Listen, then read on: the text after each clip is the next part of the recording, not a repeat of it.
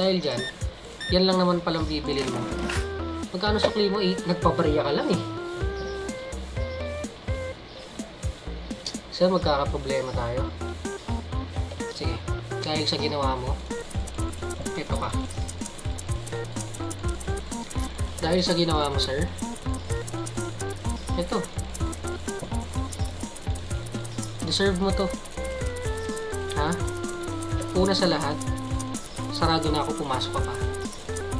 Pangalawa, 100 binayad mo. $10 lang naman pala yung bibili mo. Ito ka. Iuwi mo to. Ha? Iuwi mo to sa inyo. Sir, ako nang gigigil ako eh. Iuwi mo to. Walang plastic, ha? Walang plastic. Diba may muscle ka? Uwi mo to. Oh, magkano nga? 89? Oh, sige. Uwi mo to, ha? Oh, ha? Iuwi mo to. Ha? 89?